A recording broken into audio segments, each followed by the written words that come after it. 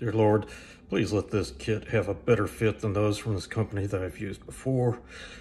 Let my requirements of sanding and puttying be minimal. Let everything line up and have very few steps. Most of all, please let me not offend the British who love this company so much.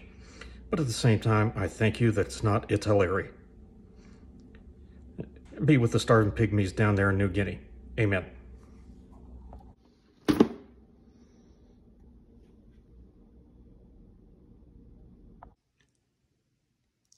There are plenty of YouTube channels with great modelers who have great production skills. This is not one of them. Welcome to Cable's Creations. Hey guys, Cable back again. And welcome to all you paint huffers, glue sniffers, and other people with plastic. I'm gonna start trying to do some kind of funny video openings in the future. I've got a few planned for upcoming kits. Well, getting started with the that Airfix B-25 Doolittle Raider, and I'm going to show you one thing I kind of like to do is a lot of times starting a kit. So a lot of times starting a kit, I'll go over see what paints I need, and then go to some of those internet conversion charts, get where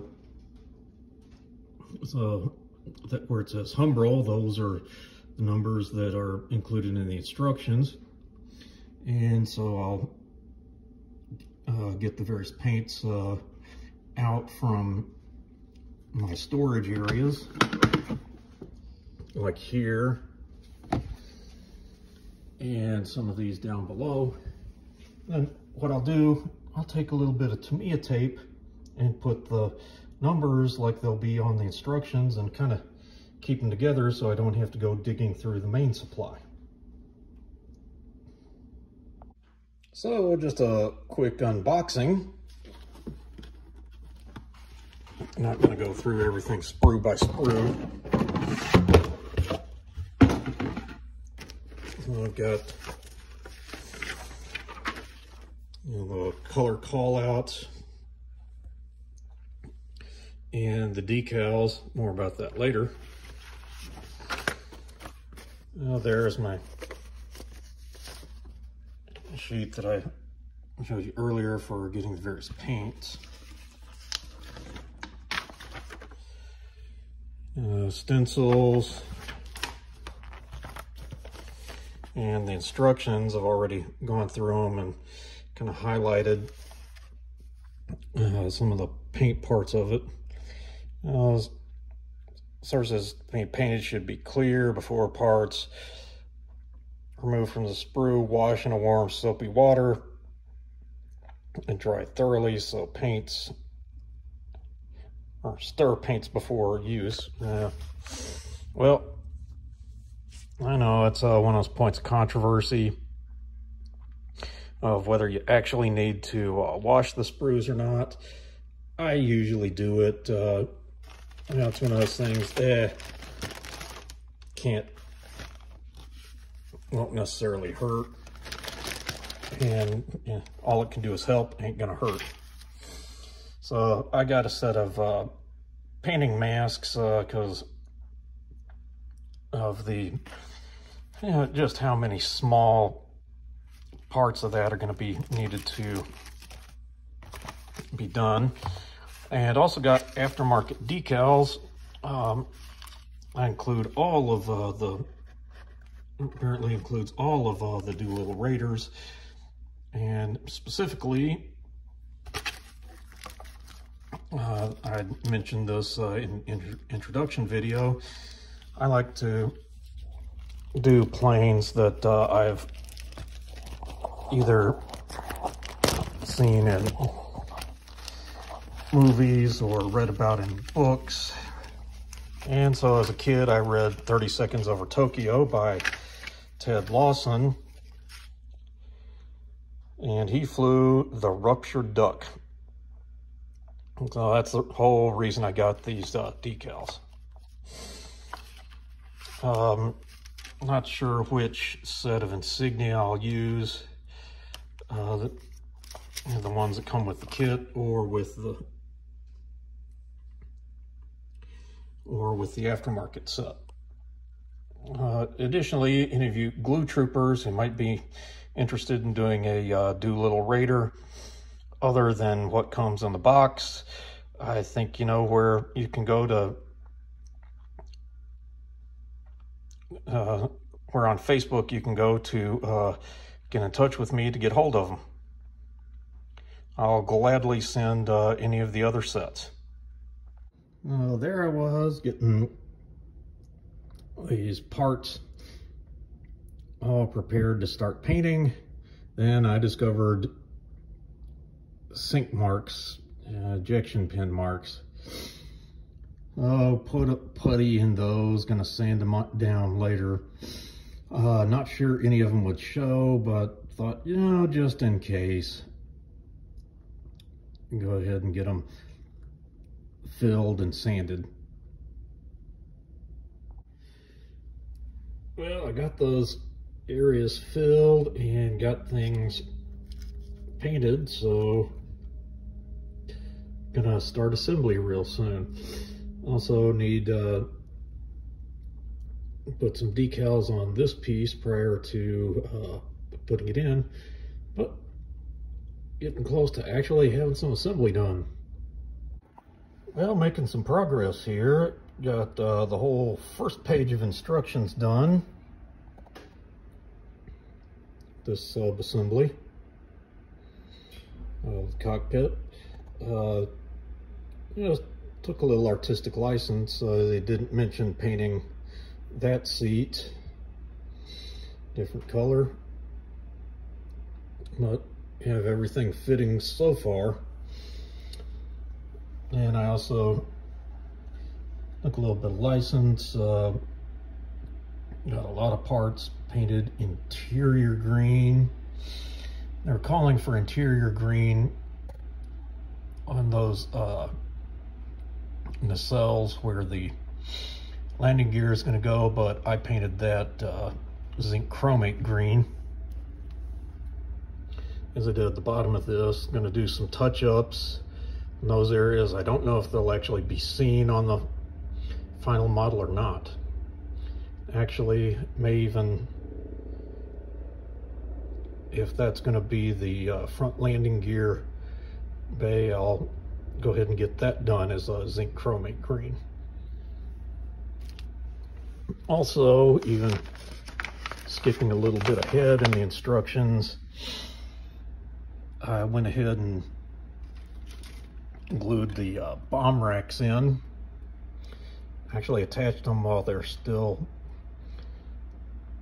those pieces are still on the sprue. Wait, did that one fall? That other one fell off. Well, I gotta find it. Hopefully it didn't go pinging off somewhere. But hey, that's the kind of thing that happens on a channel like this. Found it. Was right there in the box where I'd been storing it until I pulled it out for the video.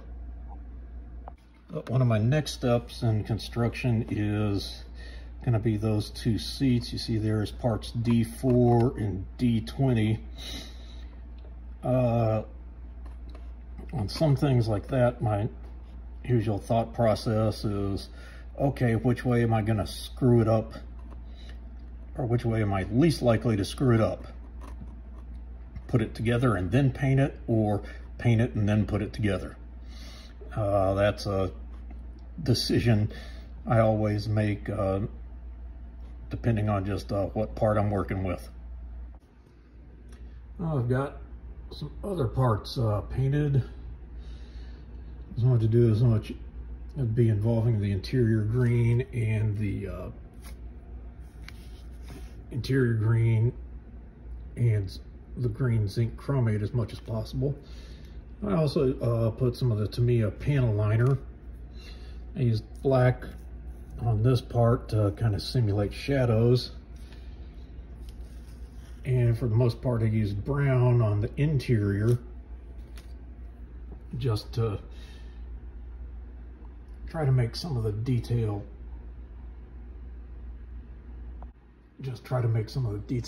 pop a little bit. And used black on some areas, brown on other. And this, wow, a lot of these things seem to look better on the camera than they do to the naked eye. Hey, can't complain about that. All right, so that may be all I get done this week on this project.